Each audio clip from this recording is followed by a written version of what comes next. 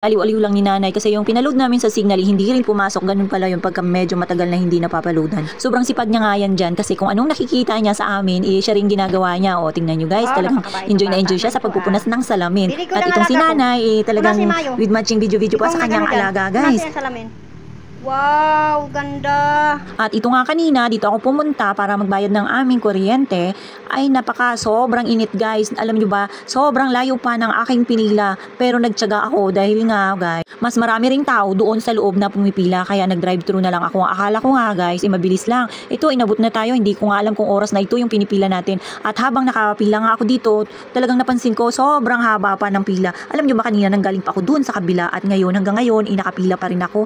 Ang init guys, feeling ko nga magko-collapse ako at parang gusto ko nang maligo sa yelo guys. Napaka talaga naman.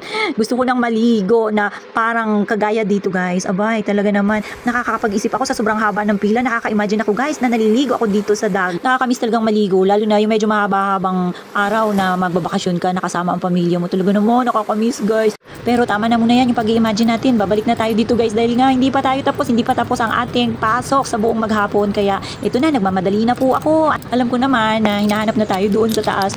Missing in action na ang ating pagkatao at talagang sanay na ako guys mag-akyat baba dito sa building na ito. At ito na naman, umaga tanghali. Yan guys ang aking ginagawa. O diba? Parang wala lang, parang hindi tayo inupirahan at sakto naman na talagang exercise na lang natin to sa araw-araw. Buti na nga lang, nagkakaroon tayo ng pahinga every weekend guys. So paano ba yan guys? Nandito na ako sa third floor at ako ay papasok muna sa aming opisina dahil nga hindi pa tapos ang araw. Magtatrabaho pa rin ako guys. Bye-bye muna.